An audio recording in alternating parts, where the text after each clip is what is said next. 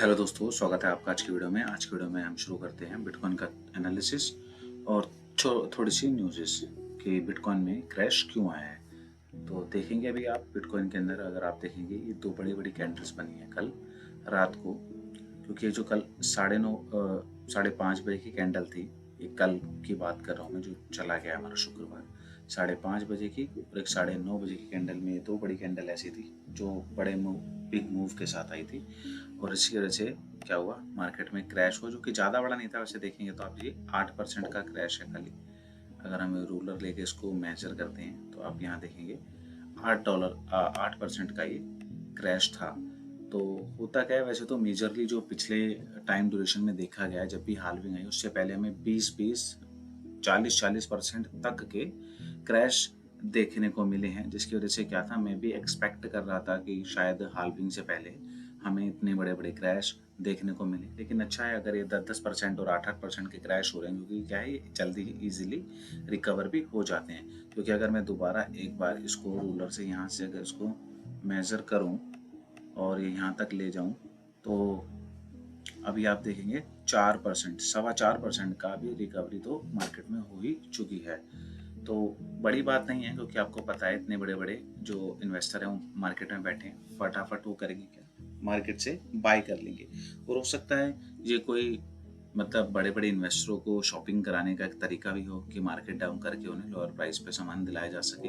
क्योंकि मार्केट में एक ऐसी न्यूज़ भी अभी चल रही है कि हांगकांग के अंदर भी बिटकॉइन का ETF मंडे तक अप्रूव हो जाएगा, ऐसा न्यूज़ का कहना है, हमारा नहीं है। तो हो सकता है अगर ऐसा न्यूज़ हुआ तो हो सकता है उसके लिए एक ये, क्योंकि बड़े बड़े इन्वेस्टर होते हैं ऑब्वियस है, वो तो जब एक तरीके से आप कितने थोक में आप सामान बाय करते हैं तो उन्हें थोड़ा सा तो डिस्काउंट देना ही पड़ता है। अगर वो वाली न्यूज़ सच है तो हो सकता है ये जो डंप आया है इस वजह से आया, और नहीं तो इसके एक दो कारण और है, वो भी हम आगे आपको वीडियो में बताते हैं। लेकिन दोस्तों, मैंने जो अपनी पुरानी वीडियो बनाई थी जिसके अंदर मैंने आपको ऑयल्स के बारे में बताया था, और ये बताया था कि आप उन ऑयल्स कॉइन को कितने प्राइस टारगेट दिया था आपको, वहाँ पर जाकर बाय कर सकते हैं। तो आपने देखा होगा इस वाले मूवमेंट पर आकर, और इस वाले मूवमेंट पर आकर जो रेड वाली वाली कैंडल बनती, और अभी के मूवमेंट पर आकर अगर आपने उन पे ऑर्डर लगा के अपने रखे होंगे तो आपके वो ऑर्डर एग्जीक्यूट हो चुके होंगे। और अब क्या आप देखेंगे कि आने वाले टाइम में जल्दी 2 से 3 महीने बाद हाल के आपके डबल से ट्रिपल उसका अमाउंट हो जाएगा। तो आशा करता हूँ आपने हमारे बताए हुए टारगेट पॉइंट पर अपने ऑर्डर लगाए होंगे, और अब आने वाले टाइम में आप अपना प्रॉफिट अच्छे से बुक कर लेंगे, क्योंकि मैंने उसके अंदर आपको ये भी बताया गया है कि आपको प्रॉफिट कहाँ पर बुक कर लेना है। तो चलिए अब चलते हैं थोड़ी सी न्यूज़ की तरफ। न्यूज़ ये है कि जो IMF है, इंटरनेशनल मॉनेटरिंग फंड, उन्होंने डिमांड करा है कि जो एल सल्वाडोर है वो अपने बिटकॉइन के लॉ में कुछ चेंजेस करे। ऐसा क्यों है, क्योंकि ऑब्वियस है वो चाहते हैं कि ऐसा अगर हुआ तो देखिए कहीं ना कहीं कंट्रियों, जितनी भी कंट्रीज हैं उस पर कहीं ना कहीं प्रेशर जरूर पड़ता है। क्योंकि इंटरनेशनल मॉनेटरी फंड ये कह चाहता है कि एल सल्वाडोर अपना जो लॉ है उसे चेंज कर दे, और वो उन्हें $1.4 बिलियन का वो देना चाहती है, लोन देना चाहती है, आप कह सकते हैं क्रेडिट लाइन देना चाहती है, लोन देना चाहती है, जिसके लिए कि क्या है, यहाँ के इनके जो प्रेसिडेंट हैं उन्होंने साफ मना कर दिया है। क्यों? क्योंकि ऑब्वियस एल सल्वाडोर में ये है कि आप वहाँ पर ना लीगल टेंडर बना हुआ है। क्योंकि देखिए जो भी पब्लिक होती है ना कहीं आज नहीं तो कल जाग ही जाती है, ठीक है। क्योंकि इससे क्या हो रहा है कि एल सल्वाडोर को बहुत ज़्यादा बेनिफिट मिल रहा है उनकी कंट्री में, और साथ साथ कि वो जो अभी तक डिपेंडेंट थे अदर कंट्रीज के करेंसीज पे लाइक डॉलर पर, तो अब उन्हें उस चीज़ पे डिपेंडेंट नहीं होना पड़ रहा है। क्यों? क्योंकि वो आपको पता है कि बिटकॉइन सातोशी नाकामोटो ने बनाए हैं इसलिए था कि वो फ्रीडम की आपकी फ्रीडम करेंसी की तरह उसको यूज़ किया जाए, जिसको मैनिपुलेट ना किया जा सके गवर्नमेंट के द्वारा। तो वो चाहते हैं कि वहाँ पर उन्होंने बिटकॉइन को लीगल टेंडर बना दिया है। प्रेसिडेंट ने इतना बड़ा स्टेप ले रखा है, चाहे तो हर कंट्री का प्रेसिडेंट ही कर सकता है, लेकिन आपको पता ही है गवर्नमेंट को भी घपला करने के लिए, कमाने के लिए, बड़े बड़े इन्वेस्टरों को प्रॉफिट दिलाने के लिए कुछ ना कुछ स्ट्रेटेजी अपनानी पड़ती है, खुद भी खाने के लिए। तो इतना तो आप समझ ही सकते हैं। तो ये अच्छी न्यूज़ है कि वहाँ पर जो एल सल्वाडोर के नायाब बुलिकी हैं, इन्होंने उस चीज़ को मना कर दिया है, अच्छी बात है। और देखेंगे आने वाले टाइम पर अगर कोई प्रॉब्लम्स इनके लिए क्रिएट नहीं की जाती, क्योंकि बहुत छोटा देश है, बहुत ज़्यादा बड़ा देश नहीं है, तो देखिएगा एल सल्वाडोर आने वाले टाइम पे बहुत अच्छे एक मुकाम पर जरूर पहुँचेगा।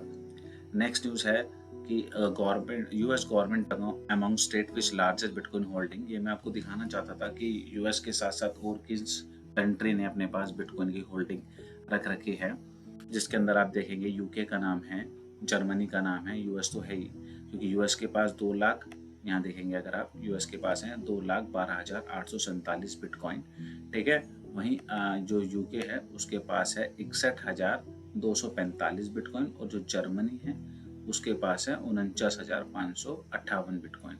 तो ये बड़ी बात है, क्योंकि देखिए कहीं ना कहीं कि एक नया असेट है जिसे कि इतनी बड़ी मंजूरी मिल चुकी है, वर्ल्ड वाइड मिलती जा रही है, और अभी अगर अदर कंट्रियों में भी ईटीएफ अप्रूव होते चलेंगे तो आप समझ सकते हैं। लेकिन क्या है कि बड़ी बड़ी कंट्रीज जब अपने पास इतनी बड़ी बड़ी होल्डिंग रखेगी तो कहीं ना कहीं ये भी एक जरिया बनेगा कंट्री से लीड करने का, ठीक है ना। तो इसका ही एक मेरे पास एक स्क्रीनशॉट लेके मैंने रखा था, जिसके अंदर दिखाया गया है कि वर्ल्ड वाइड देखेंगे आप बिटकॉइन इसमें है 2,12,847 यूएस के पास है। चाइना के पास भी देखिए 1,90,000 बिटकॉइन अभी भी चाइना के पास है। वैसे कहते हैं चाइना की अभी बैन है, ठीक है, लेकिन ट्रेड चल रही है छुपे रुस्तम है, और उनके पास काम चल रहा है उनका। ब्रिटेन के पास 61,245, जर्मनी के पास 49,559, यूक्रेन के पास है 46,351 बिटकॉइन, एल सल्वाडोर के पास है 5,718।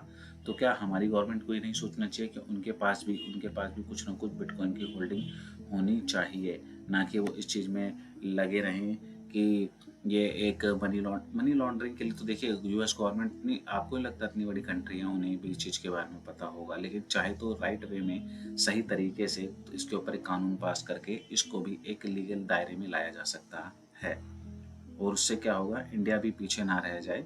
तो इंडिया को भी थोड़ी सी होल्डिंग करनी चाहिए बिटकॉइन की, अपने देश को बढ़ावा देना चाहिए, ताकि आने वाले टाइम पे हम भी इस एक न्यू डिजिटल एसेट के रेस में पीछे ना रहें। नेक्स्ट न्यूज़ है हमारा, जो भी आपने देखा होगा इतना बड़ा डंप आया, उसके अंदर 900 मिलियन डॉलर, यानी 900 मिलियन डॉलर से भी ज़्यादा का इसके अंदर लिक्विडेशन हुआ है, मान सकते हैं, क्योंकि इसके अंदर लॉन्ग जो लिक्विडेट हुए हैं जो 24 आवर्स के अंदर वो हैं 823 मिलियन डॉलर के, और जो शॉर्ट लिक्विडेट हुए हैं 106 मिलियन डॉलर के। अब आप कहेंगे कि लॉन्ग तो चलो समझ में आता है कि लिक्विडेट है, तो शॉर्ट कैसे लिक्विडेट है 106 डॉलर के? क्योंकि कभी कभी होता है, जैसे फॉर एग्जाम्पल आपने 8 रुपये पे एक ऑर्डर लगाया था, किया होगा कि यहाँ से शॉर्ट होगा, लेकिन मार्केट क्या करती है, हल्का सा फ्लक्चुएट कर जाती है 8 से 10 रुपए के ऊपर। उससे क्या होता है कि जो शॉर्ट वाले बंदे होते हैं, जो उनके स्टॉप लॉस होते हैं ना, वो हिट कर जाते हैं। तो उस कैटेगरी के अंदर जो स्टॉप लॉस हिट हुए हैं उसकी वजह से क्या है, 106 मिलियन का डॉलर का नुकसान हुआ है, वो शॉर्ट्स वालों को भी हुआ है। हाँ, एक बारी को जिनके मतलब स्टॉप लॉस नहीं लगे होंगे, यानी कोई जो डेयरिंग बाज होते हैं ना, जो लगा के बैठे होंगे ऑर्डर, उनका तो बहुत अच्छा बेनिफिट हो गया होगा। अब जानते हैं एक ये वाइड एडवाइस की तरफ से कि आया है कि ऑल्ट कॉइन्स के डंप होने का, बिटकॉइन के डंप होने का रीज़न क्या हो सकता है। रीज़न एक ये है कि जो मॉर्गन स्टैनली बैंक है उसने रिपोर्ट किया है कि 256 बिलियन का जो कैपिटल गेन टैक्स है वो सेलिंग के अंदर हो गया है। दूसरा है वार एस्केलेशन, क्योंकि आपको पता ही होगा अगर फॉलो करते हैं तो, कि ईरान और इसराइल के बीच में वॉर होने के पूरे ही अभी चांसेस हो गए हैं। और अगर ऐसा होता है, जिसकी वजह से क्या है, आपने देखा होगा शेयर मार्केट के अंदर भी, सारी मार्केट के अंदर, चाहे क्रिप्टो मार्केट हो, शेयर मार्केट हो, और चाहे अपनी इंडिया के शेयर मार्केट हो, फॉरेक्स मार्केट, सब में आपको गिरावट देखने को मिली है। और बिटकॉइन का डोमिनेंस ज़्यादा ऊपर जा रहा था, ये तो बात है कि इस वजह से भी ये हो सकता है, क्योंकि आपको पता है एक बार बिटकॉइन जब डंप करता है तो ऑल्ट कॉइन उसके पैरेलल में डबल डंप होते हैं। इसलिए क्या है, मार्केट में भी आप देखेंगे, मैं आपको लेके चलता हूँ एक बारी, मार्केट में अगर आप देखेंगे तो हर कैटेगरी का कॉइन अभी एक मतलब लाल निशान में। यहाँ देखेंगे आप, ये थोड़ा सा रिकवर हो रहे हैं, बिटकॉइन का प्राइस ऊपर आया तो ये देखेंगे मोस्टली क्या है, रेड रेड रेड। अगर आप नीचे आएंगे तो red red red red red देखिए ना, सारा रेड हो रखा है। तो क्या है, मार्केट के अंदर अभी एक थोड़ा सा मूव ऐसा है। और अभी आप फ्रीड एंड ग्रीड इंडेक्स को देखेंगे तो अभी 68% ग्रीडी अभी भी लोग हैं इस चीज़ के पीछे।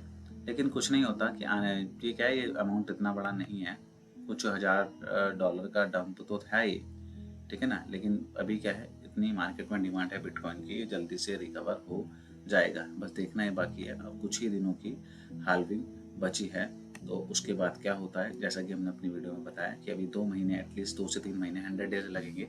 आप देखेंगे बिटकॉइन का प्राइस अच्छे से रिकवर होगा, और आई थिंक मेरे हिसाब से 80-85 हज़ार डॉलर से ऊपर गो थ्रू करेगा वो 1 लाख डॉलर के लिए।